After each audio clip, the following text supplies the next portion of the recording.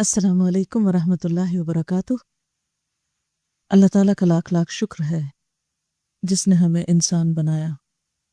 اس کا احسان ہے ہم پر کہ اس نے ہمیں مسلمان پیدا کیا۔ مسلمان بنانے کے بعد اس نے ہمیں صرف سوچ سمجھ سے ہی نہیں نوازا، بلکہ اس کے ساتھ ساتھ بہترین رہنمائی بھی عطا کی۔ ایسی رہنمائی جس سے نہ صرف یہ کہ ہماری یہ زندگی خوبصورت ہو جائے، خوشحال ہو جائے، بلکہ اس کے ساتھ ساتھ ہماری اصل زندگی، ہمیشہ کی زندگی بھی پرسکون ہو جائے۔ چونکہ اللہ تعالیٰ ہمارا خالق ہے، وہ ہم سے زیادہ جانتا ہے، بہتر جانتا ہے کہ ہماری ضروریات کیا ہیں۔ تو جہاں اس نے ایک طرف ہمارے جسم کی ضروریات کے لیے طرح طرح کی نعمتیں اس دنیا میں پیدا کی ہیں، کھانے پینے کے سامان اور زندگی کی دوسری راحتیں، اور پھر اس کے لیے انسان کو کوشش کرنے اور محنت کرنے کا جذبہ بھی دیا ہے، وہاں دوسری طرف اس نے ہمارے لیے روح کی تسکین اور دل کی خوشی کے سامان بھی پیدا کیے ہیں۔ لیکن آج ہم دیکھتے ہیں کہ انسان مادی زندگی میں جتنی ترقی کرتا جا رہا ہے، اتنا ہی روحانی طور پر کمزور ہوتا جا رہا ہے۔ جتنی زیادہ ہمیں دنیا کی نعمتیں میسر آتی جا رہی ہیں، دلوں کی خوشیاں اور روح کا سکون اتنا ہی کم ہوتا چلا جا رہا ہے۔ آخر اس کی کیا وجہ ہے؟ کیا خوشی صرف مال و دولت کی کثرت کا نام ہے؟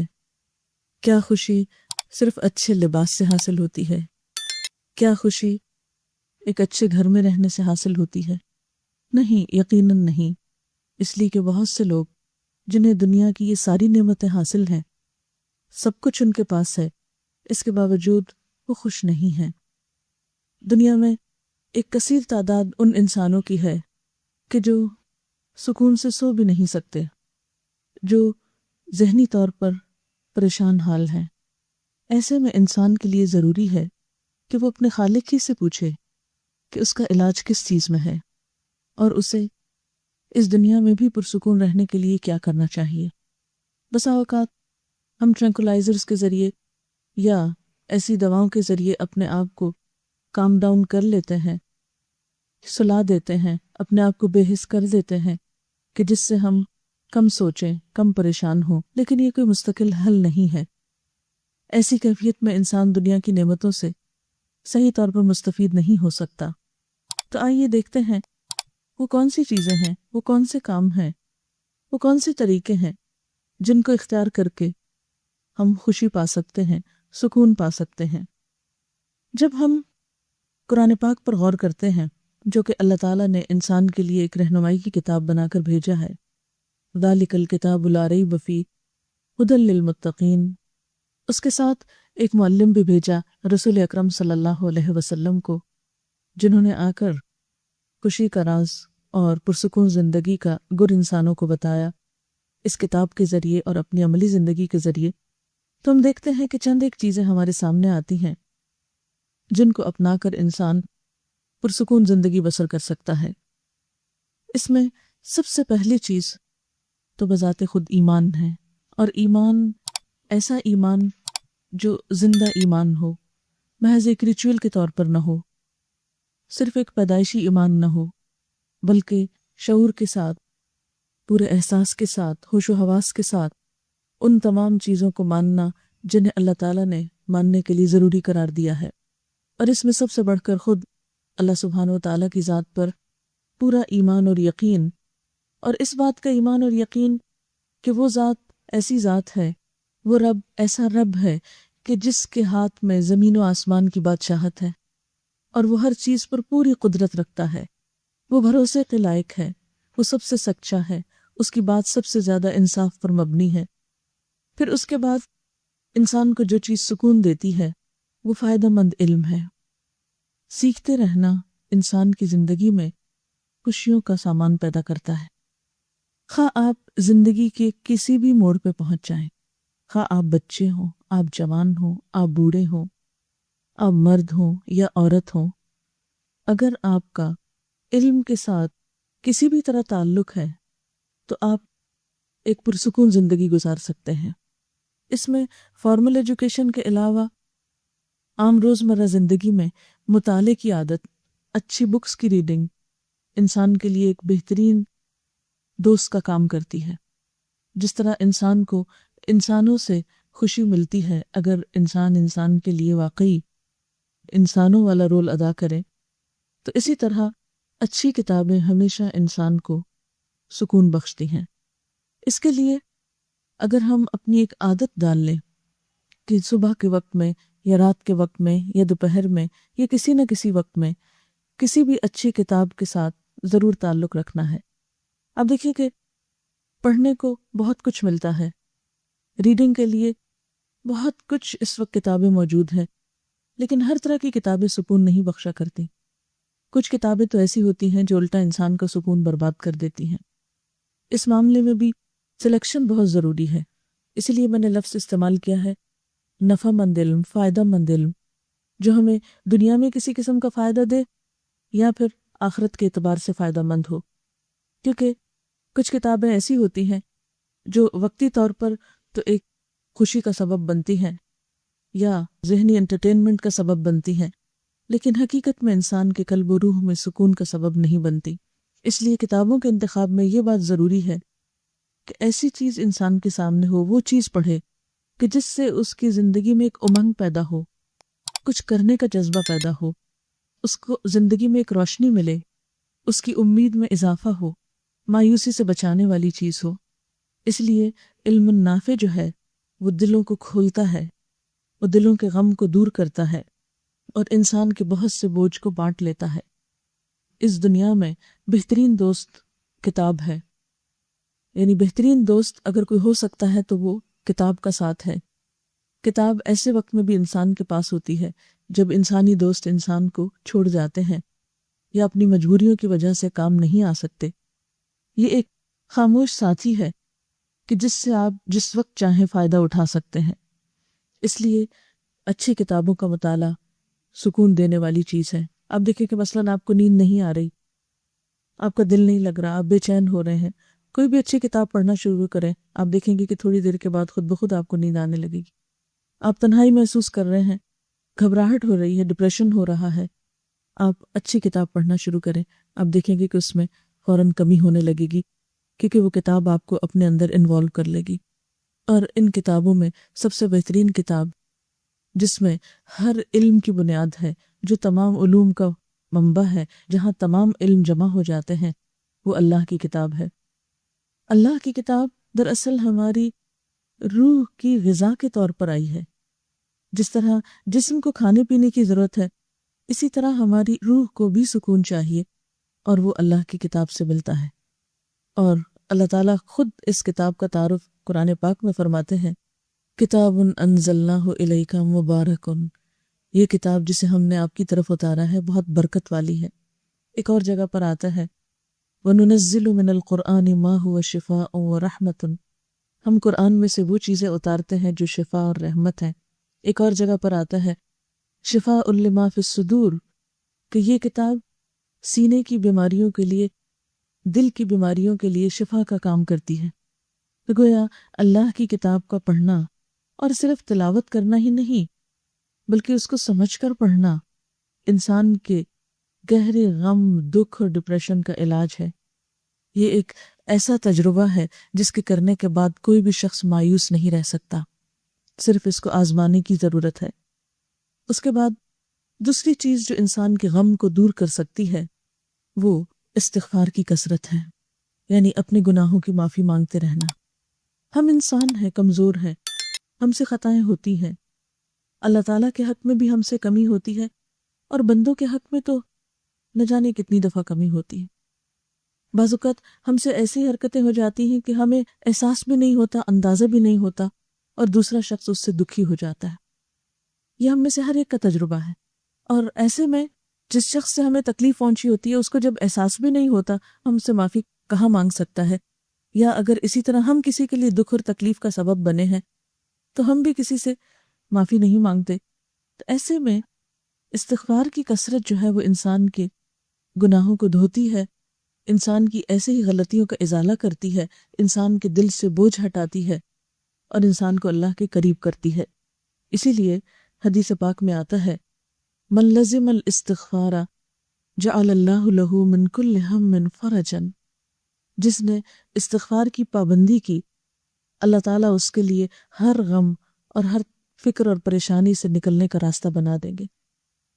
نوح علیہ السلام نے اپنی قوم کو بھی اسی چیز کا وعدہ کیا تھا، فَقُلْتُ اسْتَغْفِرُوا رَبَّكُمْ إِنَّهُ كَانَ غَفَّارًا، میں نے اپنی قوم سے کہا کہ تم اپنے رب سے استغفار کرو، یقیناً وہ بہت معاف کرنے والا ہے۔ فائدہ تمہیں اس سے کیا ہوگا؟ یرسل السماء علیکم مدرارا، تمہارے لیے آسمان کو برسنے والا بنائے گا، یعنی خوب بارشیں برسیں گی، اور بارش جو ہے وہ اللہ کی رحمت کی علامت ہوتی ہے۔ اسی طرح وَيُمْدِدْكُمْ بِأَمْوَالٍ وَبَنِينَ، تمہیں مال اور بیٹوں سے نوازے گا، وَيَجْعَلْ لَكُمْ أَنْهَارًا، اور تمہارے لیے نہریں جاری کر دے گا۔ یعنی دنیا کی نعمتیں اور رحمتیں جو ہیں وہ کثرت استغفار سے آتی ہیں۔ جب کبھی دل میں کوئی دکھ، کوئی غم، کوئی ڈپریشن آنے لگے، فوراً استغفر اللہ شروع کر دیں۔ استغفر اللہ ربی من کل ذنب واتوب الیہ، اللہم اغفر لی ذنبی، اللہم اغفر لی۔ اور اگر عربی میں کوئی بھی نہیں آتی تو ہم اردو میں یا انگریزی میں اللہ تعالیٰ سے براہ راست اپنے گناہوں کی معافی مانگ سکتے ہیں کہ یا اللہ تو مجھے بخش دے، میری ان خطاؤں کو بھی جو مجھ سے ہو گئی انسان ہونے کے ناطے، ان غلطیوں کو بھی معاف کر دے کہ جو میں نے انجانے میں کی، ان گناہوں کو بھی معاف کر دے جو سب کے سامنے کیے، اور ان کو بھی معاف کر دے جو چھپ کر کیے۔ تو استغفار ایک ایسا علاج ہے انسان کے لیے قرآن و سنت کی روشنی میں کہ جو انسان کے بہت سے دکھوں، محرومیوں اور غموں کا مداوع ہو سکتا ہے۔ پھر اسی طرح استغفار کے علاوہ کوئی بھی اور ذکر، قرآن پاک میں اللہ تعالیٰ فرماتے ہیں الا بذکر اللہ تطمئن القلوب، سنو، خبردار رہو، اللہ کے ذکر سے دلوں کو اطمینان ملتا ہے، دلوں کو سکون ملتا ہے۔ بعض اوقات انسان جب بہت غم کی حالت میں ہوتا ہے تو ذکر کو بھی دل نہیں چاہتا، ایسے میں انسان اگر ہمت کر کے صرف اللہ اللہ ہی کو پکارنے لگے، یا سبحان اللہ و بحمدہ سبحان اللہ العظیم، اللہ اکبر، الحمدللہ، سبحان اللہ، لا الہ الا اللہ، کوئی بھی چیز جو انسان کے لیے پڑھنے میں آسان ہو، انسان اس سے فائدہ اٹھا سکتا ہے۔ لیکن ذکر کی کثرت جو ہے یہ انسان کے دل کو روشن کرتی ہے، انسان کے دلوں کے بوجھ کو اتارتی ہے۔ ایک اور چیز جو انسان کو فائدہ دیتی ہے وہ بندوں کے ساتھ احسان کرنا ہے، اور بغیر کسی فرق کے احسان کرنا، خواہ کوئی اپنا ہم مذہب ہو، ہم وطن ہو، یا ہم زبان ہو، یا ہم رنگ ہو یا نہ ہو، کوئی شخص کسی بھی دین کا ہو، کسی بھی مذہب کا ہو، کسی بھی رنگ صورت کا ہو، کسی بھی سٹیٹس کا ہو، کہیں کا بھی ہو، کوئی بھی انسان، اس کے ساتھ اچھائی برتنا، اس کے ساتھ احسان کرنا، اس کا بھلا کرنا، اس کے کام آنا، اس کی خیر خواہی سوچنا دلوں کو سکون بخشتا ہے۔ جب آپ کا دل سب انسانوں کے لیے محبت کرتا ہے، جب آپ کے دل میں ہر ایک کے لیے پیار ہے، جب آپ کے دل میں ہر ایک کے لیے خیر خواہی کا جذبہ ہے، تو یہ ایسی بہترین چیز ہے کہ جس کی اللہ تعالیٰ کے ہاں بہت قدر ہے، کیونکہ اللہ تعالیٰ اپنی مخلوق سے محبت کرتا ہے۔ اس لیے کسی بھی تعصب کے بغیر، کسی بھی فرق کے بغیر ہر انسان کے ساتھ خیر خواہی۔ عموماً ایسا ہوتا ہے کہ ہم یا تو اپنے خون کے رشتوں سے محبت کرتے ہیں، یا پھر اپنے دوستوں سے محبت کرتے ہیں، یا یہ کہ جو ہماری برادری یا خاندان یا زبان بولنے والا ہو اس سے محبت کرتے ہیں، یا اس کا بھلا چاہتے ہیں، یا اس کے لیے ہماری ہمدردیاں ہوتی ہیں۔ لیکن جب ایک انسان ان تمام چیزوں سے بالا ہو کے سوچتا ہے، کوئی کالا ہو یا گورا ہو، کوئی بھی زبان بولتا ہو، لیکن جب انسان اس کو اس نظر سے دیکھتا ہے کہ یہ میرے رب کی مخلوق ہے، اسے بھی میرے رب نے بنایا ہے، اور یہ بھی آدم کی اولاد میں سے ہے، اور اس رشتے میں مجھے اس کے ساتھ ہمدردی ہے، تو آپ دیکھیں گے کہ یہ چیز آپ کے دل کو سکون دے گی۔ ہوتا یہ ہے کہ بندوں کے ساتھ ہمارا معاملہ اسی طرح ہوتا ہے جیسی ہماری ان کے لیے سوچ ہوتی ہے۔ لوگ ہمیں ویسے ہی نظر آتے ہیں جیسے ہماری اپنی نگاہ ہوتی۔ آپ دیکھیے کہ مثلاً اگر میں اینک اتار دوں تو اس سے کیا ہوگا کہ میری نگاہ کمزور ہے تو مجھے سب کی شکل صحیح نظر نہیں آئے گی، حقیقت پہ فرق پڑ جائے گا، آپ کچھ ہیں مجھے کچھ اور نظر آ رہا ہے، لیکن چشمہ لگانے سے وہ سچویشن بدل جاتی ہے۔ اسی طرح اگر یہ چشمہ کلرڈ ہو جائے تو رنگ بھی بدل جائیں گے۔ بالکل اسی طرح اندر کی نگاہ جو ہے، دل کی نگاہ جو ہے، یہ بھی اسی طرح رنگ بدلتی ہے۔ اگر آپ کے دل میں کسی کے لیے اچھائی ہے تو اس کی غلطی کو بھی آپ اچھائی سمجھیں گے، اس کی کوتاہی کو بھی آپ معاف کر سکیں گے، لیکن اگر اندر کوئی تعصب ہے، اندر کسی کے ساتھ نفرت اور ضد ہے، تو اس کی اچھی چیزوں پر بھی آپ خوش کبھی نہیں ہوں گے۔ اس لیے دل میں بندوں کے لیے، مخلوق کے لیے خیر خواہی کے جذبات پیدا کرنے کی ضرورت ہے، اور یہ کچھ مشکل کام نہیں۔ اگر کسی انسان کی کوئی بات بری بھی لگے تو انسان یہ سوچ لے کہ ہو سکتا ہے میرے اندر اس سے بھی زیادہ خامیاں ہوں۔ اگر کوئی شخص ایسی بات کر رہا ہے یا ایسا کام کر رہا ہے جو قابل نفرت ہے، تو انسان کو سوچ لینا چاہیے کہ ہو سکتا ہے کہ میرے اندر بھی کوئی ایسی چیز ہو جو اللہ تعالیٰ کو پسند نہ آتی ہو، اور اگر میری ایسی حرکتوں کے باوجود رب مجھے رزق دے رہا ہے، میرے ساتھ احسان کر رہا ہے، تو مجھے بھی اس کے بندوں کے ساتھ احسان کرنا ہے۔ اگر کسی نے میرے ساتھ کوئی غلط معاملہ کیا تو ایسے موقع پر بھی معاف کرنے میں دیر نہیں لگانی چاہیے۔ روایات میں آتا ہے، قرآن پاک میں سورۃ النور میں یہ واقعہ موجود ہے، واقعہ افک کے نام سے، کہ سیدہ عائشہ رضی اللہ تعالی عنہا پر ایک الزام لگا تھا۔ ان کو ایک صحابی صفوان بن معطل کے نام سے منسوب کیا گیا تھا کہ شاید ان کے ساتھ کوئی برے ریلیشنز ہیں۔ یہ بہت بڑی بات تھی آپ کی عزت پر، اور مدینہ کے کچھ منافق اس الزام تراشی میں آگے تھے۔ ان سے متاثر ہو کر کچھ مخلص مسلمان جو تھے وہ بھی اس پروپیگنڈے کا شکار ہو گئے۔ تو ایسے میں حضرت ابوبکر صدیق رضی اللہ تعالی عنہ کے وہ رشتہ دار بنتے تھے، آپ ان کی کفالت بھی کرتے تھے، ان کا وظیفہ مقرر کر رکھا تھا کیونکہ وہ ضرورت مند تھے۔ تو وہ شخص بھی حضرت عائشہ پر الزام لگانے والوں میں تھے۔ تو جب آپ کو پتہ چلا، اللہ تعالیٰ نے وحی اتاری اور معاملے کی حقیقت کھلی، تو حضرت ابوبکر صدیق رضی اللہ تعالیٰ عنہ نے قسم کھا لی کہ میں آج کے بعد اس شخص کی مدد نہیں کروں گا، کیونکہ اس نے میرے احسان کا بدلہ یہ دیا ہے کہ میری ہی بیٹی پر الزام لگایا ہے۔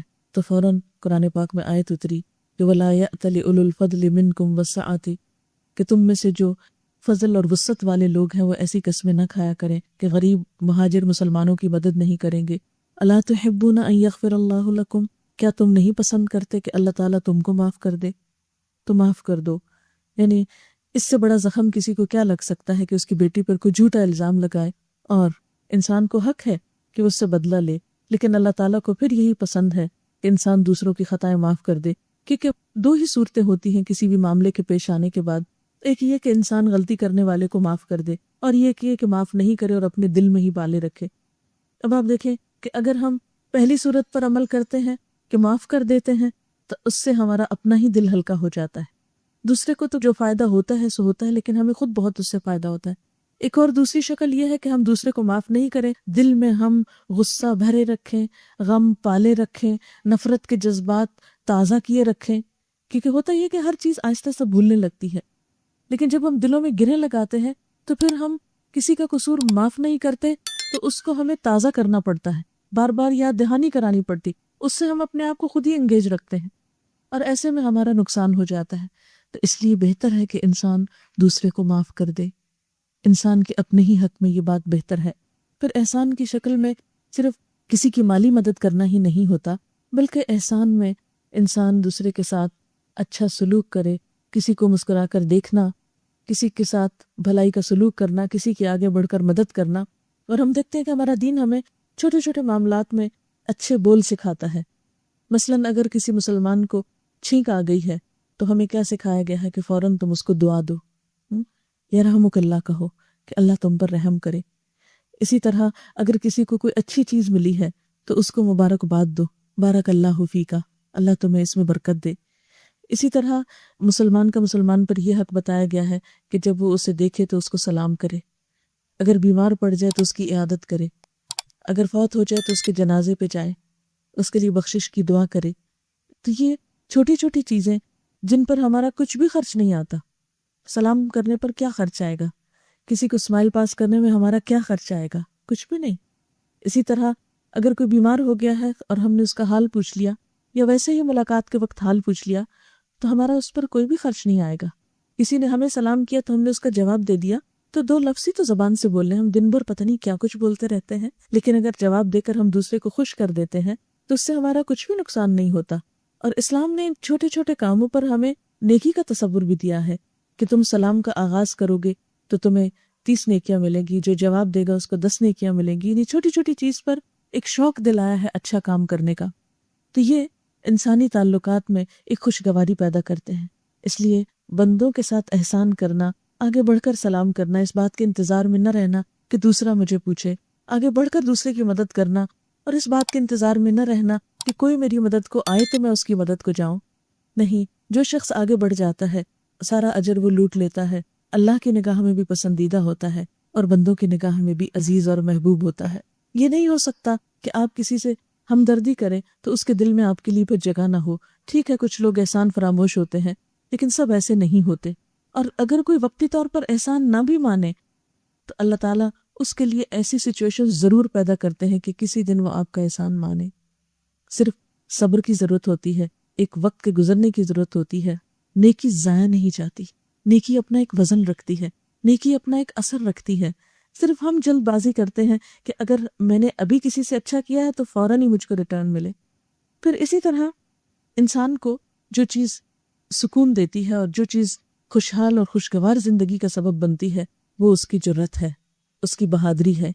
انسان کے دل کے اندر ایک عزم اور ایک پختہ ارادے کا ہونا انسان کے لیے بہت سی مشکلات کو آسان کر دیتا ہے. اب دیکھیے کہ خوف کیا چیز ہے. خوف باہر کی چیز نہیں، خوف ہمارے اپنے اندر کی چیز ہوتی ہے. مثلا بچوں کو جب تک آپ نہیں ڈراتے اندھیرے سے تو وہ نہیں ڈرتے، لیکن جو ہی آپ ان کو اندھیرے سے خوف دلاتے ہیں یا بلی سے ڈراتے ہیں یا کتے سے ڈراتے ہیں یا کسی جن سے ڈراتے ہیں تو بچے ڈرنا شروع ہو جاتے ہیں.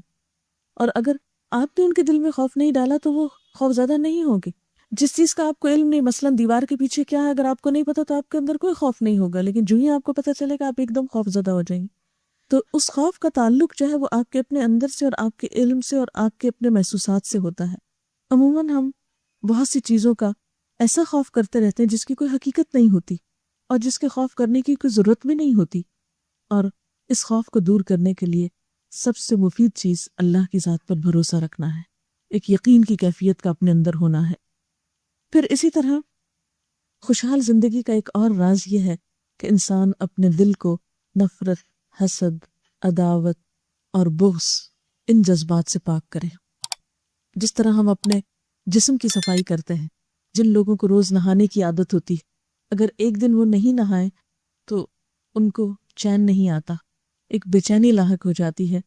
حتیٰ کہ بچوں میں آپ نے دیکھا ہوگا کہ چھوٹے بچوں کو جو بالکل نیو بورن ہوتے ہیں، اگر آپ ان کو روزانہ نہلانے کے عادی ہیں اور وہ صاف رہنے کے عادی ہیں اور اگر ایک دن آپ کسی مجبوری سے نہیں نہلا سکے تو بچہ سوتا نہیں ہے، یعنی طبیعت پہ اتنا فرق پڑ جاتا ہے.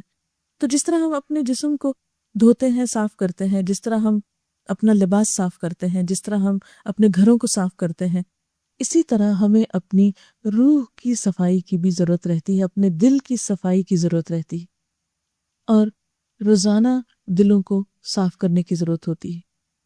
اگر ہم ایک عادت بنا لیں کہ رات کو سوتے وقت صرف ایک جملہ دہرا لیا کریں کہ آج کے دن میں جس کسی نے مجھ پر کوئی زیادتی کی ہے میں نے اس کو معاف کر دیا، میں اپنے دل میں کسی کے لیے نفرت نہیں رکھوں گی، میں اپنے دل میں سیاہ داغ نہیں پڑنے دوں گی، تو آپ دیکھیں گے کہ آپ کے اپنے ہی ساتھ کیے ہوئے اس عہد اور وعدے سے خود آپ کو ریلیف ملے گا. ایک سکون اور ایک خوشی کی کیفیت آپ کے اندر آئے گی، کیونکہ اس چیز کی قدردانی کرنے والا بھی موجود ہے، آپ کے ان الفاظ کو سننے والا بھی موجود ہے. لا تأخذہ سنۃ ولا نوم، جس کو نہ نیند آتی ہے نہ اونگ آتی ہے، آپ سو رہے ہوتے ہیں وہ ہمیشہ جاگتا ہے اور آپ کے اندھیرے میں یا دن میں یا رات میں کیے ہوئے کسی بھی کام سے وہ پوری طرح واقف ہے. اگر کوئی انسان اس کام کی آپ کو جزا نہ بھی دے تو ہم تو مسلمان ہیں، آخرت پر یقین رکھتے ہیں. یہ یقین رکھتے ہوئے کہ میرے اس عمل سے میرا رب راضی ہوگا اور میرے اس عمل سے مجھے بہترین جزا ملے گی، تو انسان کے لیے یہ کام کرنا آسان ہو جاتا ہے. کیونکہ کسی کی نفرت دل میں رکھنا دراصل کیا ہے، ایک میل ہے. نفرت کو آپ ایک میل سے تعبیر کر سکتے ہیں، ایک سیاہ داغ سے تعبیر کر سکتے ہیں. جب نفرت آپ کے دل میں ہوتی ہے تو وہ داغ آپ پہ لگا ہوتا ہے، جس سے آپ کر رہے ہیں اس کو کیا فرق پڑتا ہے. اس کو تو مثلاً آپ کوئی بری بات بولیں گے یا آپ اس سے برا کریں گے تو اس تک اثر جائے گا، ورنہ تو جب تک آپ اپنے دل میں رکھ کے آپ کڑ رہے ہیں، جل رہے ہیں، تو آپ ہی کو تکلیف ہو رہی. اس لیے یک طرفہ طور پر ان چیزوں کو اپنے دل سے نکالنے کی کوشش کریں. آپ دیکھیے کہ اگر ہمیں تھوڑا سا بھی ایکسٹرا بوجھ اٹھا کے چلنا پڑے تو ہم تھوڑی دیر کے بعد تھک جائیں گے. بالکل اسی طرح ہماری روح تھک جاتی ہے نفرتوں کے بوجھ اٹھا اٹھا کر، دوسروں کے ساتھ ضد اور عداوت کے بوجھ اٹھا اٹھا کر. تو اگر اس کو اتار سکیں تو آپ دیکھیں گے کہ آپ کو اس سے ریلیف ملے گا. اور یہ صرف اپنے آپ کو سمجھانے کی ضرورت ہوتی ہے، اپنے آپ کو یقین دہانی کرانے کی کہ میرا یہ عمل رائے گاہ نہیں جائے گا، آپ دیکھیے کہ صدقہ مختلف طرح کا ہوتا ہے، مال کا صدقہ ہوتا ہے اور ایک عزت کا صدقہ بھی ہوتا ہے۔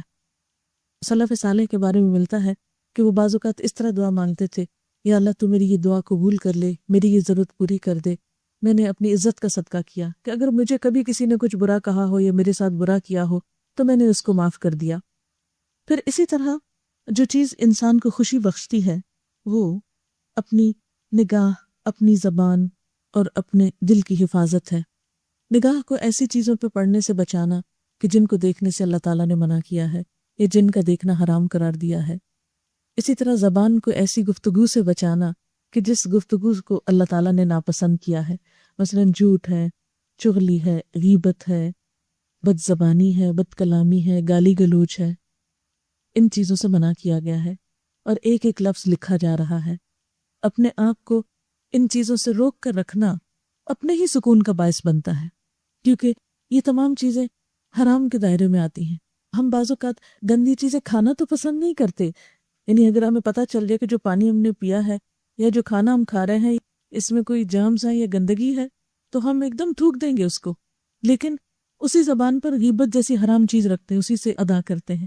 یعنی گفتگو میں بہت سا حرام جو ہے یا بہت سی گندگی جو ہے اس کو ہم نگلتے چلے جاتے ہیں، بولتے چلے جاتے ہیں اور اس کے لیے اپنے آپ کو روک نہیں سکتے۔ اگر ہمیں تھوڑی دیر کے لیے بھی احساس ہو جائے کہ ہم جو ابیوسو لینگویج مثلاً اگر کسی کو عادت ہو استعمال کرنے کی کہ ہم جو اپنے منہ سے یہ نکال رہے ہیں تو یہ بھی تو اسی طرح کی گندگی ہے جو اگل رہے ہیں، تو انسان اس گندگی کی کراہت کی وجہ سے اگر خود کو روک سکے اور اس کو جتنا وہ محسوس کرے گا اتنا ہی روکنے میں کامیاب ہوگا، تو آپ دیکھیں گے کہ اس عمل سے آپ کے اپنے ہی دل کو سکون ملے گا۔ پھر اسی طرح ایک اور اہم چیز جو ہے انسانوں کی پریشانی کا باعث بنتی ہے وہ فراغت ہے۔ کہتے ہیں کہ خالی ذہن شیطان کا گھر ہوتا ہے۔ فراغت انسان کی بہت بڑی دشمن ہے اور فراغت کو بیکار کاموں سے پر نہیں کرنا چاہیے۔ انسان اپنی زندگی میں ایسے کام کرے کہ جس سے کسی انسان کا فائدہ ہو یا انسان کی اپنی آخرت کا فائدہ ہو، یعنی اپنے لیے ضرور ایسے کچھ نہ کچھ کام کرتے رہیں کہ جس سے کوئی تعمیری چیز سامنے آئے، کیونکہ اللہ تعالیٰ نے انسان کو عقل جیسی نعمت دی ہے، انسان کے اندر انرجی ہے، انسان کے اندر بہت سے اچھے جذبات ہیں، انسان کے اندر بہت اچھی سینسز ہیں، یہ سب چیزیں استعمال کرنے کے لیے اللہ تعالیٰ نے دی ہیں۔ جب ہم ان کو استعمال نہیں کرتے تو ان کو زنگ لگنے لگتا ہے، اور جب زنگ لگتا ہے تو ہمارے دلوں کو پریشانی ہوتی ہے اور ڈپریشن ہوتا ہے اور غم اور بے سکونی ہوتی ہے۔ اسی لیے آپ دیکھیں کہ جو لوگ مصروف رہتے ہیں، اور مصروفیت بھی ایسی نہیں کہ کسی بھی چیز میں مصروف ہو گئے، مصروفیت ایسی کہ جو بہت پروڈکٹیو ہو، بہت اچھی ہو، مفید ہو، دوسروں کے لیے فائدہ مند ہو یا اپنی ذات کے لیے فائدہ مند ہو، تو آپ دیکھیں گے کہ ایسے لوگ پریشانی میں کم مبتلا ہوتے ہیں۔ اور خصوصی طور پر مصروفیت کے لیے ایسے کاموں کو کرنے کی ضرورت ہے کہ جس سے انسانیت کا بھلا ہو اور جس سے اللہ تعالیٰ کی رضا انسان کو حاصل ہوتی ہو۔ پھر اسی طرح قناعت بہت بہترین نعمت ہے۔ قناعت کا مطلب کیا ہے کہ جو کچھ انسان کو ملا ہے اس پر راضی ہونا سیکھے۔ جب انسان کے اندر قناعت نہیں ہوتی تو انسان کے اندر کبھی بھی چین اور سکون آ نہیں سکتا۔ قناعت کرنا ہونا انسان کو ہر وقت بے چین رکھتا ہے۔ اگر کسی بھی انسان کی سوچ یہ ہے کہ فلاں کے پاس تو وہ چیز آ گئی، میرے پاس کیوں نہیں، فلاں کا ایسا گھر بن گیا تو میرا ابھی کیوں نہیں بنا، فلاں کے بچے اتنی ڈگری لے گئے تو میرے بچے ابھی تک کیوں پیچھے ہیں، فلاں کے بچے کی شادی ہو گئی ہے تو میرے بچے کی شادی ابھی تک کیوں نہیں ہوئی، وغیرہ وغیرہ، چھوٹی چھوٹی ایسی بہت سی چیزیں ہوتی ہیں کہ جن کے بارے میں ہم سوچ سوچ کے بے چین رہتے ہیں، پریشان ہوتے ہیں، لیکن حاصل تو کچھ نہیں ہوتا، کیونکہ جو کام جس وقت ہونا ہے اسی وقت ہونا ہے۔ کوشش کرنے کے بعد انسان کو مطمئن ہونے کی کوشش کرنی چاہیے، یعنی عملی کوشش کے بعد مطمئن ہونا چاہیے، نہ کہ بے چین، کیونکہ بے چینی کبھی بھی کسی چیز کی اصلاح کا ذریعہ نہیں بنتی، بے چینی مسائل کا حل نہیں ہے، بے چینی سے اور غم کھانے سے کبھی بھی کوئی مسئلہ حل نہیں ہو سکتا، بلکہ یہ بے چینی اور غم ہماری انرجی کو کھاتا ہے، ہماری صلاحیتوں کو نقصان دیتا ہے، اور جو ہماری انرجیز کمزور ہوتی ہیں انسان کچھ بھی اچھا کام کرنے کے قابل نہیں رہتا۔ پھر اسی طرح آج کی فکر کرنا، پچھلے کل اور اگلے کل کے لیے پریشان نہ ہونا، یہ زندگی گزارنے کا ایک خوبصورت طریقہ ہے۔ عموماً ہم دیکھیں اگر کہ ہمارے غم کیا ہے، یا تو ماضی کا کوئی واقعہ ہمارے ذہن میں منڈلا رہا ہوگا، بار بار ہمیں کوئی بات پچھلی یاد آ رہے گی، یہ ہو گیا، کیوں ہوا، کیسے ہوا، یہ نہیں ہونا چاہیے تھا، ایسا کیوں ہو گیا؟ بھئی اب ہو گیا، اب تو کچھ نہیں ہو سکتا تھا، جو ہونا تھا ہو گیا، اب وہ واپس تو نہیں وقت لایا جا سکتا، اب اس چیز کو پلٹایا تو نہیں جا سکتا۔ ہاں یہ اس وقت سوچ سکتے ہیں کہ آئندہ ایسا نہ ہو، اس راستے کو بند کیا جائے جہاں سے یہ چیز ہو گئی، لیکن جو ہو چکا اس کا غم بالکل ایک بیکار چیز ہے۔ اس پہ سوچ بچار کرتے رہنا، اس پہ الجھتے رہنا، اس پہ پریشان ہونا انسان کو کچھ بھی فائدہ نہیں دیتا۔ اب دیکھیں کہ بعض اوقات ایک برتن ٹوٹ جاتا ہے تو ہم اس پہ ہی بے چین ہو اٹھتے ہیں، اب وہ تو ٹوٹ گیا، اب جڑ تو نہیں سکتا، ہو گیا جو ہونا تھا۔ اب اگر اس کے ساتھ ہم اپنا دل بھی توڑ بیٹھے تو یہ کوئی عقل مندی کی بات تو نہیں۔ اپنا آپ تو بہت قیمتی چیز ہے، ایک دنیا کی چھوٹی سی چیز کے نقصان کے لیے ہم اپنے آپ کو کیوں نقصان دیں؟ جو ہو گیا بس ختم، اور جتنی جلدی آپ اس سے باہر آنے کی کوشش کریں گے اتنا ہی آپ کو فائدہ ہوگا۔ پھر اسی طرح دوسری مشکل ہماری کیا، ہم آئندہ کے بارے میں بہت سوچتے ہیں، یعنی جس طرح ہم عموماً گزرے ہوئے کل یا ختم شدہ کل کے بارے میں سوچ سوچ کے پریشان ہوتے ہیں، اسی طرح ہم آنے والے کل کے بارے میں بھی بہت سے تفکرات کا شکار رہتے ہیں، بہت سی انجانی سی وریز اور فکر اور خوف آنے والے دنوں کے بارے میں ہمیں لگا رہتا ہے۔ مثلاً ہم سوچتے رہتے ہیں جب میں بوڑھی ہو جاؤں گی پھر میرا کیا ہوگا، اگر خدا نخواستہ شوہر کو کچھ ہو گیا، کوئی بیماری ہو گئی تو کیا ہوگا، بچوں کی شادی نہ ہوئی تو کیا ہوگا۔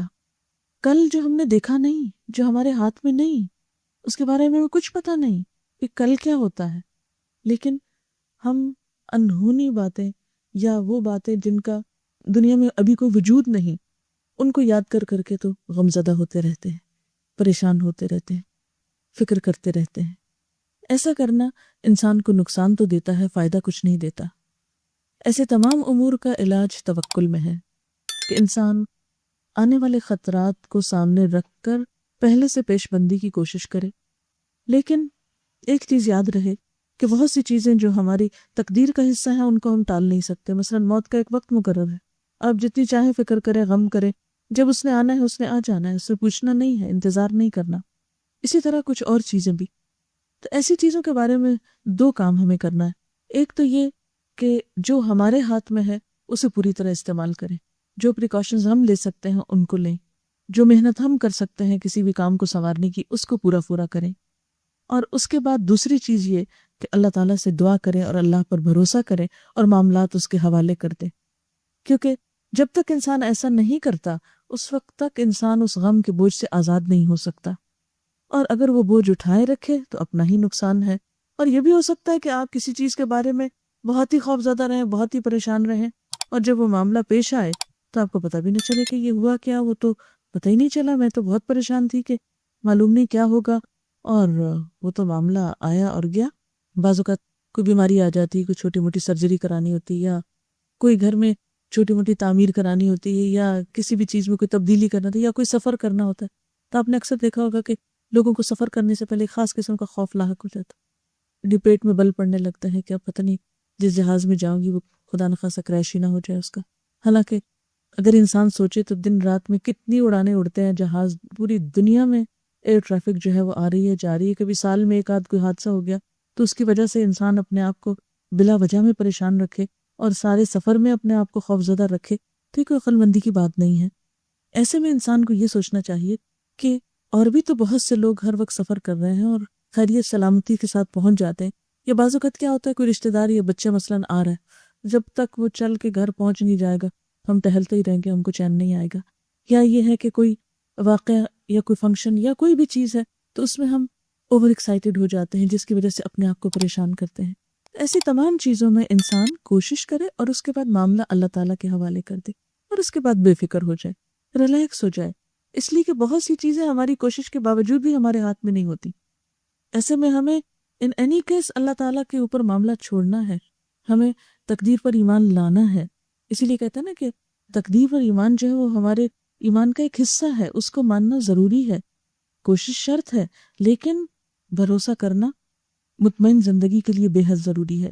پھر اسی طرح نعمتوں کے معاملے میں ان لوگوں کی طرف نظر رکھنی چاہیے جن کے پاس ہم سے کم ہیں وہ نعمتیں۔ کہتے ہیں کہ دنیا کے معاملے میں اپنے سے کم تر لوگوں کو دیکھو اور دین کے معاملے میں اپنے سے آگے کے لوگوں کو دیکھو تو تمہارے دلوں کو اطمینان ہو جائے گا۔ مثلا دنیا کے معاملے میں اپنے سے کم تر کیسے؟ مثلا اگر کوئی ایک بیماری ہے تو ان لوگوں کے بارے میں سوچیں کہ جن کو ایسی ایسی بیماریاں ہیں جس سے صحت یاب ہونے کا کوئی موقع نہیں، جن کو ڈاکٹرز جواب دے چکے ہیں۔ اگر ہمارے پاس زندگی کی کسی بھی نعمت کی کوئی کمی ہے، مثلا اگر کسی کے پاس صرف بیٹیاں ہیں بیٹا نہیں، تو عام طور لوگ بہت غمزدہ رہتے ہیں، بیٹا نہیں، ساری زندگی جو ہے وہ غم مناتے رہتے ہیں۔ تو دیکھیں کئی ایسے لوگ بھی ہوں گے کہ جن کے پاس بیٹیاں بھی نہیں ہیں۔ اسی طرح بعض اوقات یہ ہوتا ہے کہ اولاد ہے ہی نہیں، شادی ہوئی اولاد نہیں، ایسے میں ان لوگوں کی طرف دیکھ لینا چاہیے جن کی شادی بھی نہیں ہوئی۔ یا بہت سے لوگ ہمارے آس پاس ایسے بھی ہو سکتے ہیں کہ جو ساری زندگی شادی کے ہی انتظار میں بیٹھے رہے۔ اسی طرح اگر کسی کی شادی نہیں ہوئی لیکن صحت مند زندگی گزار رہا ہے، کسی پر ڈپینڈ نہیں کر رہا، تو اس کو دیکھنا چاہیے ایسے بہت سے لوگ کہ جو شادی کے بعد پریشان ہیں۔ یعنی اس دنیا میں اگر دیکھا جائے تو ہر شخص کسی نہ کسی طرح آزمایا جا رہا ہے۔ جب ہم اس دنیا کو امتحان کی جگہ نہیں جنت سمجھتے ہیں تو مشکلات پیدا ہوتی ہیں، جبکہ اللہ سبحانہ وتعالیٰ نے قرآن پاک میں واضح طور پر فرما دیا خلق الموت والحیات لیبلوکم ایکم احسن عملا، کہ اس نے موت اور زندگی اس لیے بنائی کہ وہ آزما کر دیکھے تمہیں اچھے کام کون کرتا ہے۔ ہمیں جو کچھ بھی ملا ہے، نعمتیں ملی ہیں یا غم ملے، یہ سب ہمارے امتحان کے ہی پرچے ہیں مختلف۔ کوئی اچھائی میں آزمایا جا رہا ہے، نعمت دے کے آزمایا جا رہا ہے، کوئی پریشان کر کے آزمایا جا رہا ہے، کوئی بیماری سے آزمایا جا رہا ہے، کوئی اولاد سے آزمایا جا رہا ہے، کوئی شوہر سے آزمایا جا رہا ہے، کوئی مال کی وجہ سے کاروبار میں نقصان سے آزمایا جا رہا ہے۔ یہ دنیا ہر شخص کے لیے کسی نہ کسی طرح ایک امتحان ہے۔ کوئی شخص آپ کو ایسا نہیں ملے گا، ہاں کوئی بادشاہ ہو یا فقیر ہو، کہ جس کی زندگی میں کوئی امتحان نہ ہو یا جس کی زندگی میں کوئی پریشانی نہ ہو۔ ایسے میں انسان ہمیشہ ان لوگوں کی طرف نظر ڈالے کہ جو اس تکلیف میں اس سے بھی زیادہ مبتلا ہے۔ پھر اسی طرح ایک اور اہم اصول یہ ہے کہ انسان دوسروں سے توقعات کم رکھے۔ انسان کو پریشانی اس وقت زیادہ ہوتی ہے جب اس کی توقع دوسرے سے بہت ہوتی ہے۔ عام طور پر ہم دیکھتے ہیں کہ بچے ماں باپ سے بہت توقع رکھتے ہیں یا ماں باپ بچوں سے بہت توقع رکھتے ہیں، جس کی وجہ سے جب وہ ایک دوسرے کی پوری نہیں کرتے تو آپس میں کلیشز ہوتے ہیں۔ مثلا ماں باپ بچوں سے توقع رکھتے ہیں کہ وہ فلاں ڈگری ضرور حاصل کریں۔ مثلا بہت سے لوگوں کو اگر خود ڈاکٹر بننے کا شوق تھا، نہیں بن سکے، تو وہ چاہتے ہیں کہ بچوں میں سے تو ضروری کوئی بن جائے۔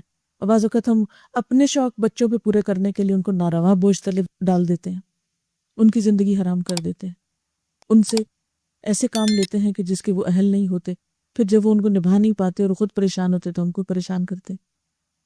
اسی طرح بچے عام طور پر شکوے شکایات کرتے رہتے ہیں اپنے والدین سے کہ انہیں ان سے بہت سی توقعات تھی جو انہوں نے پوری نہیں کی، وہ ان کی توقعات پہ پورا نہیں اترے۔ شوہر اور بیوی کے درمیان جو بھی جھگڑے اگر دیکھا جائے تو ان میں سے 90% جو ہے وہ صرف توقعات کی وجہ سے۔ بیوی ایکسپیکٹ کرتی ہے شوہر سے کہ وہ اپنی محبت کا اظہار کرے، شوہر بیوی سے کچھ ایکسپیکٹیشنز رکھے ہوئے ہیں، دونوں ہی ایک دوسرے کی توقعات پوری نہیں کرتے اور محض انتظار کرتے ہیں کہ دوسرا پہل کرے۔ پھر یہ کہ انسان ہے، کمزور ہے، جو وہ پوری نہیں کر سکتا، پھر ہمارے دل میں شکوہ پیدا ہوتا ہے، پھر ہم شکوہ کرتے نہیں تو اس کو دل میں رکھتے، پھر اس سے غم پیدا ہوتا ہے اور اس سے تعلقات میں ایک کولڈنس آ جاتی ہے، ایک سرد مہری آ جاتی ہے۔ اور شیطان کا تو کام ہی کیا ہے کہ تھوڑا سا ایسا موقع اس کو ملے، وہ وسوسے پیدا کر کر کے اس رائی کو پہاڑ بنا دے اور زندگی کو دشوار کر دے۔ تو ایسی صورت میں یہ بہت ضروری ہے کہ انسان دوسرے انسانوں سے ان کی حیثیت کے مطابق ہی توقع رکھے۔ یہ تو بالکل ایسے نہیں جیسے اگر ایک شخص کے پاس 1000 روپے ہیں تو آپ توقع رکھ بیٹھیں کہ وہ لاکھ سے آپ کی مدد کرے، وہ کیسے کرے؟ اس کے پاس ہے ہی 1000۔ تو ہم میں سے ہر شخص کی لمٹس ہیں، اور عموماً ہوتا کیا ہے، اگر کوئی ہم سے اچھی طرح پیش آ گیا یا کسی نے ہم سے تھوڑی سی ہمدردی کر لی، ہم اس سے اب اتنی توقع رکھ بیٹھتے ہیں کہ شاید اس کے پاس کوئی جادو کی چھڑی اور سارے ہمارے مسائل حل کر دے گا۔ حالانکہ یہ ممکن نہیں ہوتا، انسانوں کے بس میں نہیں ہوتا۔ لیکن ہماری غلط توقعات ہمیں اس سے مایوس کرتی ہیں۔ جب ہم مایوس ہوتے ہیں تو پھر ہمارے دل ٹوٹتے ہیں، پھر ہم دوسروں کے بارے میں وہ زبان استعمال کرتے ہیں جو ہمیں نہیں کرنی چاہیے۔ تو عموماً جو خاندانوں میں یا رشتہ داروں کے درمیان تعلقات کی خرابی ہوتی ہے وہ اسی وجہ سے ہوتی، اور پھر ہم اس معاملے میں دوسرے کو ایکسکیوز بھی نہیں کر سکتے۔ ہم کہتے ہیں نہیں وہ کر سکتا، وہ جان بوجھ کے نہیں کر رہا، حالانکہ بعض اوقات بہت جینوئنلی دوسرا شخص ہماری توقع پہ پورا نہیں اتر سکتا۔ کسی کے یہاں بیماری ہو سکتی ہے، کوئی مجبوری ہو سکتی ہے، کوئی سفر ہو سکتا ہے، کوئی مصروفیت ہو سکتی ہے جس کی بنا پر دوسرا شخص ہمارے کام نہیں آ سکتا۔ اسی لیے اللہ تعالیٰ نے نیکی کس کو بتایا ہے، کس کا اجر اپنے پاس رکھا ہے۔ نیکی وہ ہے کہ جب کسی انسان کے ساتھ آپ احسان کریں تو اس سے بدلہ نہ چاہیں، نیکی کر دریا میں ڈال، اس کا بدلہ اللہ سے چاہیں. اگر وہ انسان جواب میں شکریہ کہہ دے تو وہ اس کی اپنی مرضی، لیکن شکریہ کی ڈیمانڈ رکھنا بھی درست نہیں کہ آپ ایکسپیکٹ کریں کہ دوسرا آپ کو ضرور تھینکس کرے یا دوسرا آپ کو ریٹرن میں اتنا ہی کچھ دے.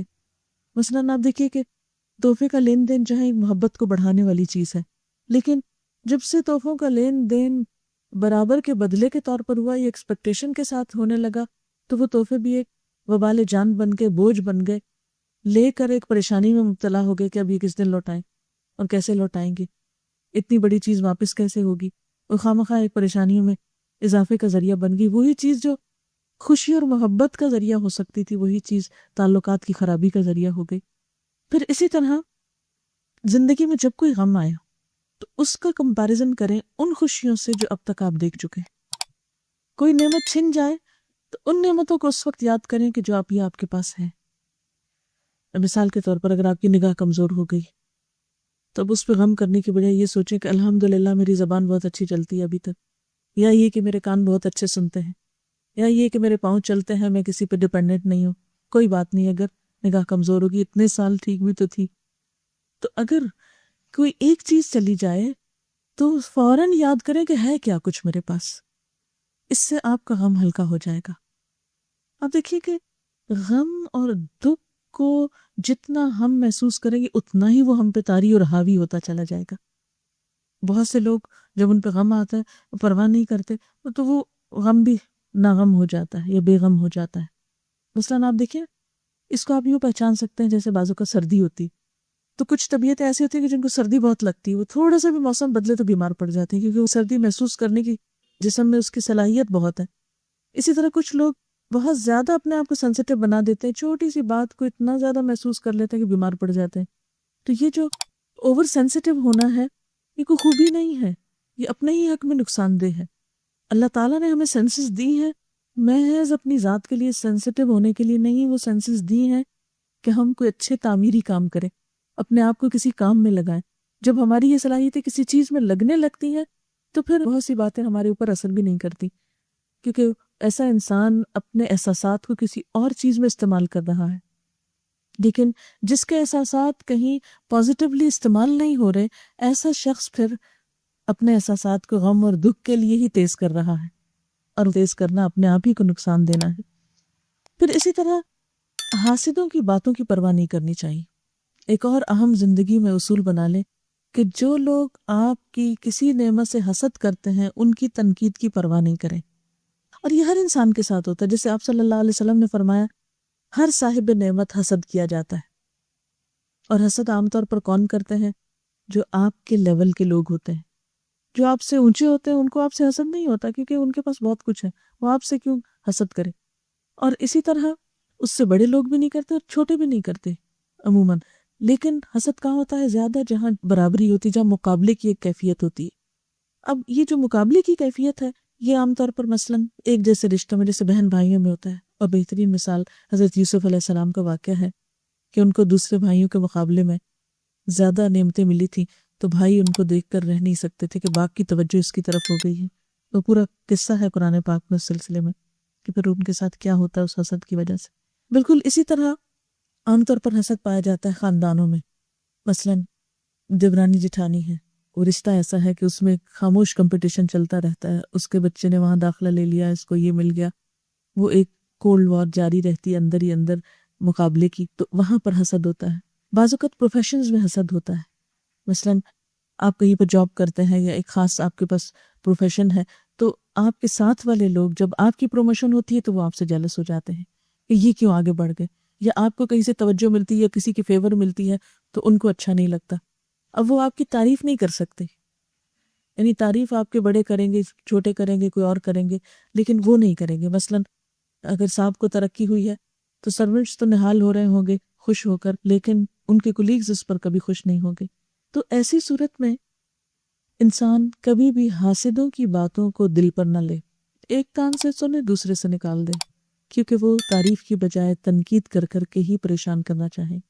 انسان اپنے دل کا کنٹرول ان کے ہاتھ میں نہ دے کہ وہ آپ کو پپٹ بنا لیں، جب چاہے بٹن پریس کر کے آپ کو جلائیں، آپ کو تکلیف دیں، آپ کو پریشان کریں. ان کی باتوں کو سنے انسنے کر دے. گویا آپ کو پتہ ہی نہیں کہ وہ کیا کہہ رہے ہیں. اور اس میں بھی آپ دیکھیں کہ بہت سے لوگ آپ کی خیر خواہ بھی ہوتے ہیں، آپ کے ساتھ اچھی بات بھی کرتے ہیں. تو ہم ایسا کیوں کرتے ہیں کہ 100 لوگ اگر ہمارے ساتھ اچھے ہیں اور ایک اچھا نہیں تو ہم 100 کی اچھائی کو بھول کے ایک کی برائی کو اپنے دل پہ لے کے تو رونا دھونا شروع کر دیں اور اس پہ پریشان ہو جائیں اور اپنا کام چھوڑ بیٹھیں. ایسے میں جب بھی کسی کی طرف سے کوئی مخالفت سامنے آئے، کوئی مقابلے کی کیفیت سامنے آئے، کوئی ناروا قسم کی باتیں آپ کے اوپر ہوں، کوئی الزام تراشی ہو، تو فوراً سوچئے کہ یہ شخص ہے کون جو ایسا کر رہا ہے. اور اگر وہ ان لوگوں میں سے ہے جو آپ سے حسد کرنے والے ہیں تو اس کو معاف کر دیجئے، کیونکہ اس کی مجبوری ہے یہ. اور اس سے آپ مطمئن ہو جائیں گے، ریلیکس ہو جائیں گے. پھر اسی طرح پرسکون اور مطمئن رہنے کا ایک اور راز یہ ہے کہ انسان آج کا کام کل پہ نہ ڈالے. جو آج کی ذمہ داری ہے وہ آج پوری کر لے. مثلاً آپ خواتین اگر گھر میں کچھ کام ہے، کچن میں کام ہے، تو اگر کوئی بھی چیز رات کو ادھوری چھوڑ کے سوتے ہیں، مثلاً برتن ہی چھوڑ کے سو گئے، یا کوئی بھی مثلا ٹیبل پہ ہی برتن رہ گئے، یا کچھ اٹھوائے نہیں، کیا نہیں کام، تو اس سے کیا ہوگا؟ وہ دل پہ ایک بوجھ ہوگا. آپ سوئیں گے بھی تو خواب میں آپ کو کیا آئے گا؟ وہ کام رکھا ہوا ہے. تو وہ ایک مستقل طور پر کام کی وہ جو پنچ ہوتی ہے وہ پیچھے رہتی ہے.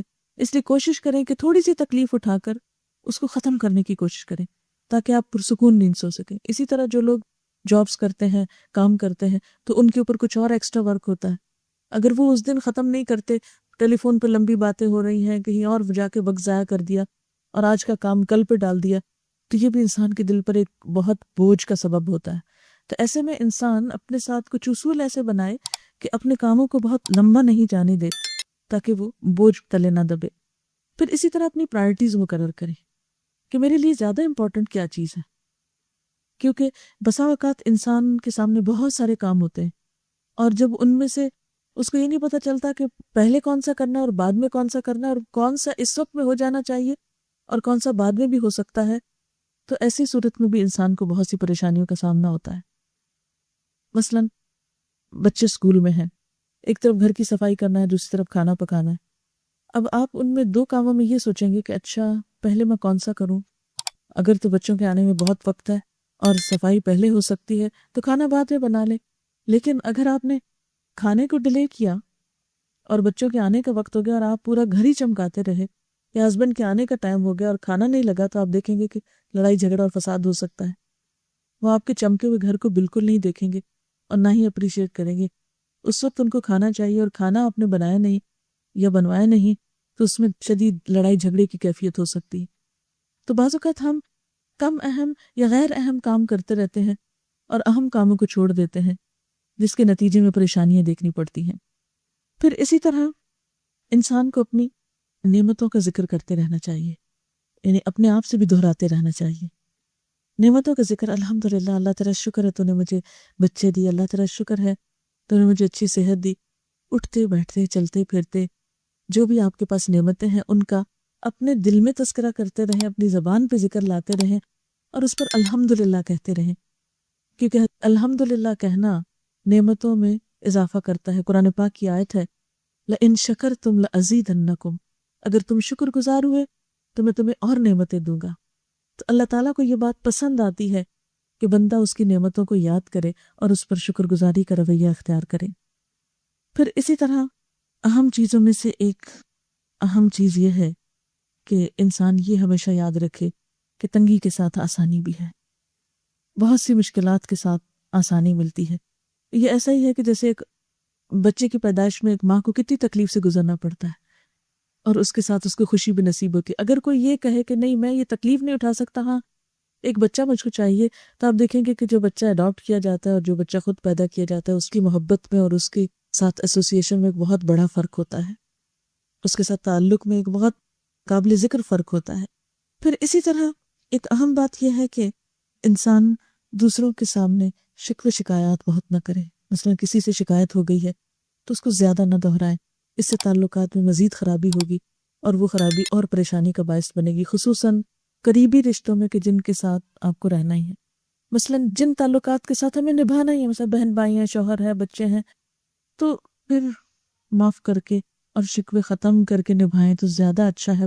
کیونکہ کچھ رشتے جن کو آپ کاٹ نہیں سکتے، آپ ان کو ختم کر ہی نہیں سکتے، تو ایسے میں اگر ہم ان کو نبھانا سیکھ جائیں تو وہ کہیں زیادہ بہتر ہے بنسبت اس کے کہ ایک بوجھ کی طرح ان کو لے کر پھریں. یعنی ناراضگی کے ساتھ رہنے میں اور دوسروں کو معاف کر کے راضی ہو کر رہنے میں بہت بڑا فرق ہے. ایک چیز انسان کے لیے تکلیف کا سبب بنتی ہے اور دوسری اس کے لیے سکون کا سبب بنتی ہے. پھر اسی طرح ایک اور چیز یہ کہ بہت سی چیزوں پر صبر انسان کے لیے بہت بہترین نعمت کے حصول کا ذریعہ بنتا ہے. چھوٹی چھوٹی تکلیفوں پہ صبر. اور صبر کیا ہے؟ نیگیٹو ری ایکشن سے بچنا. کسی دکھ پر کسی نے کوئی بات کہہ دی، مثلاً کسی نے آپ کے ساتھ بدتمیزی سے بات کی، تو اب آپ کا ری ایکشن کیا ہوگا کہ آپ اس سے بڑھ کے جب تک نہیں کریں گے تو چین نہیں آئے گا. اور صبر کیا ہے کہ انسان جیسے کڑوی دوا کھاتا ہے اسے تھوڑا سا پی جائے. تو آپ دیکھیں گے کہ یہ صبر آپ کے لیے آپ کی عزت میں بھی اضافہ کرے گا اور آپ کے تعلقات کو بہتر بھی بنائے گا. لیکن اس وقت اگر ہم اپنے غصے کا ایک دم اظہار تو کر دیتے ہیں، دل تو فوراً ٹھنڈا کر دیتے ہیں، لیکن اس کے جو کانسیکوینسز ہوتے ہیں وہ طویل عرصے تک ہمیں بھگتنے پڑتے ہیں اور اس سے پریشانی میں مزید اضافہ ہی ہوتا چلا جاتا ہے. پھر اسی طرح کچھ اوقات اپنی تنہائی کے بھی ضرور نکالیں جس میں آپ کے پاس کوئی نہ ہو، جس میں آپ ہوں اور آپ کا رب ہو اور آپ کی براہ راست اپنے رب سے، اپنے خالق سے باتیں ہوں. کیونکہ اللہ تعالیٰ کے ساتھ تعلق ایک بہت خوبصورت تعلق ہے اور اس تعلق میں بھی باہم کمیونیکیشن چاہیے، کیونکہ جس تعلق میں کمیونیکیشن نہیں رہتا وہاں پر وہ تعلق نہ ہونے کے برابر ہوتا ہے. جیسے اگر اپنے عزیز بہن بھائیوں سے بھی آپ کا کوئی تعلق نہ ہو تو وہ بھی اجنبی ہو جائیں گے آپ کے لیے. تو اللہ تعالیٰ سے آپ کا جو تعلق ہے، ایک تو ٹھیک ہے ریچولز کے ذریعے، نماز کے ذریعے اور ذکر وغیرہ کے ذریعے، لیکن ایک یہ ہے کہ تنہائی میں اللہ تعالیٰ کو یاد کر کے بعض اوقات رونا. کہتے ہیں کہ اس آنکھ پر جہنم کی آگ حرام ہے کہ جس آنکھ سے اللہ کی یاد میں تنہائی میں آنسو نکلا ہو. انسان اللہ کو یاد کرے اور اس کے آنسو نکل آئے، اپنے غم اپنے دکھ بیٹھ کے اللہ تعالیٰ کو سنائے، اس سے گفتگو کیا کرے، اس سے بات کیا کرے، اس سے مانگا کرے، اس سے اپنے قریب پایا کرے، اس سے سرگوشیاں کیا کرے. تو آپ دیکھیں گے کہ اس سے بھی آپ کے غموں کا بہترین طریقے سے مداوع ہوگا. اور آخری بات یہ ہے کہ دعا کی کثرت. حدیث میں آتا ہے الدعاء مخ العبادہ، دعا عبادت کی کریم ہے، مغز ہے، نچوڑ ہے، اہم ترین حصہ ہے. تمام عبادات کا اہم ترین حصہ دعا ہے.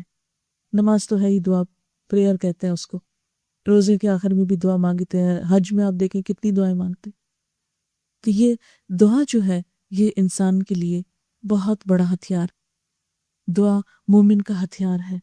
مومن اپنے غم کو دعا میں ڈھال لیتا ہے. مومن اپنی پریشانیوں اور فکروں کو دعا میں تبدیل کر لیتا ہے. جس شخص کو یہ توفیق ہو جائے اس کے لیے زندگی پھر آسان ہونے لگتی ہے. لیکن جو شخص اپنے رب سے مانگتا نہیں، رب اس سے ناراض ہوتا ہے. کیونکہ دعا ایک ایسی چیز ہے کہ جو بندے اور رب کے درمیان ایک تعلق قائم کرتی ہے.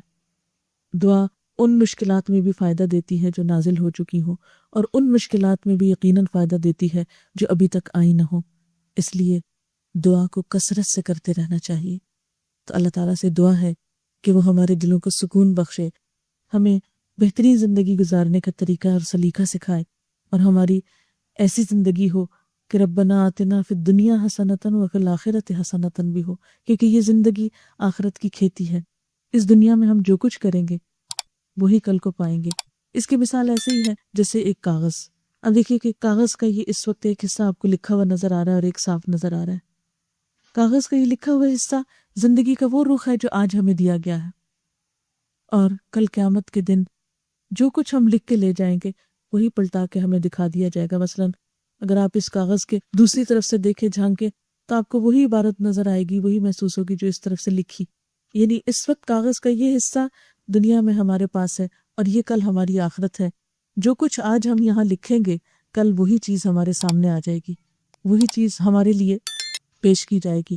نہ اس میں کمی کی جائے گی نہ اس میں اضافہ کیا جائے گا. تو پھر یہ ہمارے اپنے اوپر ہے کہ ہم اس زندگی کو زیادہ سے زیادہ کس طرح بہتر سے بہتر مفید کاموں میں بسر کرتے ہیں. اور زندگی کو مفید کام میں وہی لوگ گزار سکتے ہیں کہ جو اپنے آپ کو غم، غصے اور نیگیٹو قسم کے جذبات سے آزاد کر سکیں. کیونکہ یہ ساری چیزیں انسان کو غلام بنا لیتی ہیں، انسان کو جکڑ لیتی ہیں، انسان کو قید کر دیتی ہیں، انسان کے اندر کی صلاحیتوں کو ختم کر دیتی ہیں. لہٰذا اگر ہم یہ چاہتے ہیں کہ ہم اپنے آپ کو فائدہ پہنچائیں تو اس کے لیے ہمیں اپنے لیے خود سٹرگل کرنی ہوگی، ورنہ بہت سے غم اور لوگوں کے دیے ہوئے نقصان، لوگوں کی دی ہوئی تکلیفیں اگر انسان پر حاوی ہو جائیں تو انسان کچھ بھی کرنے کے قابل نہیں رہتا۔ تو اللہ تعالیٰ سے دعا ہے کہ اللہ تعالیٰ ہمیں اس دنیا میں رہ کر ایسے اچھے کاموں کی توفیق دے کہ جو کل کی پائیدار زندگی میں ہمیشہ کے لیے خوشیوں کا سبب بن جائیں۔ وآخر دعوانا ان الحمد للہ رب العالمین۔ دعا کر لیتے ہیں۔ سبحان اللہ والحمد للہ ولا الہ الا اللہ واللہ اکبر ولا حول ولا قوة الا باللہ العلی العظیم۔ اللہم صلی علی محمد وعلی آل محمد کما صلیت علی ابراہیم وعلی آل ابراہیم انک حمید مجید۔ اللہم بارک علی محمد وعلی آل محمد کما بارکت علی ابراہیم وعلی آل ابراہیم انک حمید مجید۔ ربنا آتنا فی الدنیا حسنۃ وفی الآخرۃ حسنۃ وقنا عذاب النار۔ ربنا لا تزغ قلوبنا بعد إذ هديتنا وهب لنا من لدنك رحمة إنك أنت الوهاب۔ ربنا هب لنا من أزواجنا وذرياتنا قرة أعين واجعلنا للمتقين إماما۔ یا اللہ پاک، جو کچھ ہم نے پڑھا ہے اسے اپنی رحمت سے قبول فرما، جو بات آپ کی مرضی کے مطابق ہو ہمیں اس پہ عمل کی توفیق عطا فرما۔ اگر کوئی بات بھول کر ایسی زبان سے نکلی ہو جو آپ کو پسند نہ آئی ہو تو ہم سب کو اس سے دور کر دے۔ یا اللہ ہمارے دلوں کو صاف کر دے، ہمارے دلوں کو روشن کر دے، ہمارے دلوں کو وسیع کر دے، ہمارے دلوں میں اپنی محبت پیدا کر دے۔ یا اللہ ہمیں اچھے کاموں کی محبت دے دے۔ یا اللہ ہمیں اپنے وقت کو ضائع کرنے سے بچا۔ یا اللہ ہمیں اپنی زندگی کی قدر کرنا سکھا۔ یا رب العالمین، تو اس گھر پر اپنی خیر و برکت نازل فرما۔ جنہوں نے یہ پروگرام ارینج کیا ہے یا اللہ انہیں دنیا اور آخرت کی برکتیں اور سعادتیں نصیب فرما۔ جتنی بھی بہنیں یہاں تشریف لائی ہیں اللہ ان کی دنیا اور آخرت کے سارے غم، دکھ اور تکلیفیں دور فرما۔ یا اللہ ہمیں اپنی محبت عطا کر۔ یا رب العالمین، ہماری کوتاہیوں سے درگزر فرما، ہمیں اپنا قرب عطا کر، ہمیں اپنے خاص بندوں میں شامل کر لے، ہم سے وہ کام لے لے جو تجھے پسند آ جائے۔ یا اللہ تمام بیماروں کو صحت دے، سب دکھی لوگوں کے دکھ دور فرما۔ یا رب العالمین، جتنے بھی حاجت مند ہیں ان کی جو بھی حاجات ہیں ان کو پورا فرما۔ ربنا تقبل منا انک انت السمیع العلیم وتب علینا انک انت التواب الرحیم۔ وصلی اللہ تعالی علی خیر خلقہ محمد وعلی آلہ واصحابہ واہل بیتہ اجمعین برحمتک یا ارحم الراحمین۔ الہی آمین۔